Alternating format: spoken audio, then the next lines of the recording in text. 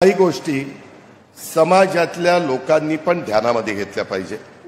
माझा जरा स्वभाव फार बारीक चौकशी करायचा आहे। तू काय करतो, काय शिकलाय, कसं चाललंय।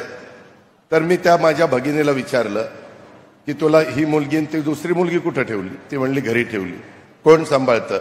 आई सांभाळती। म्हणलं आता हे दोन आहेत, दोन मुली असताना ती मला प्रेग्नंट दिसली। म्हणलं तिसरं दिसतंय पोटात? हो म्हणले आहे पोटात आहे। म्हणलं आता बास करा। म्हणलं किती झाले? नाही म्हणले पहिले 3 मुली आणि 1 मुलगा आहे ना, आता ही चौथं काय होईल माहिती नाही।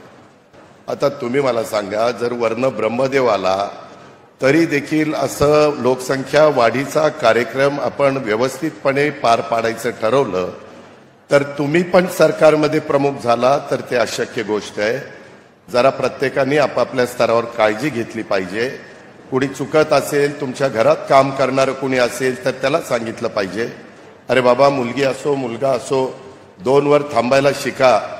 आम्ही सगळ्यांच्या करता कायदा केला नाही, परंतु नगरपालिका, महानगरपालिका, जिल्हा परिषद, तालुका पंचायत इथपर्यंतचे कायदे केलेले आहेत। लोक म्हणतात आम्हाला कायदा केलाय, खासदार आमदाराला कायदा केला नाही। आता ते आमच्या हातात नाही म्हणून ते केलं नाही, नाहीतर तिथंही 2 अपत्याच्या पुढं जर कुणाला झालं तर त्याला उभं राहता येणार नाही, अशा पद्धतीचा कायदा केला असता। पण ते आम्हाला काही जमलं नाही, कारण ते आमच्या हातात नाहीये। पुढं कधी हातात आलं तर तशा प्रकारचा विचार करू, एवढंच त्याबद्दल मी आपल्याला सगळ्यांना सांगतो। परंतु ही बाब आपण सगळ्यांनी गांभीर्याने घेतली पाहिजे। दुसरं मला सांगायचं आहे, चहलजी आपण इथं आहात, मी कुठलंही काम असलं तर तुम्हाला माहिती आहे, आम्ही सगळेजण ह्या सरकारमध्ये काम करत असताना किंवा मागेही कधी काम करत असताना वेगवेगळ्या महत्वाच्या कामाला मी ताबडतोब निर्णय घेतो आणि त्याच्यातनं कसा मार्ग काढता येईल ते बघतो। मुख्यमंत्र्यांची पण तीच सवय।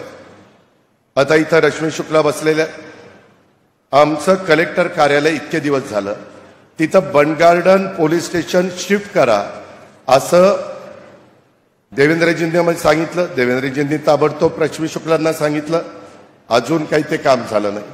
मी रश्मी शुक्लांना विचारलं, ते म्हणले की माझ्याकडनं वर गेले। वर म्हणजे कुठं? चहलकडं।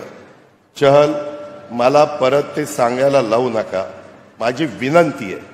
त्या संदर्भामध्ये माझे औंधच्या ठिकाणी आमचा रस्ता रुंद करताना, आता आम्ही हिंजवडीला काम करतोय, चाकणला पण मी सकाळी गेलो होतो, तिथं वाहतुकीच्या करता बऱ्याच गोष्टी कराव्या लागतात।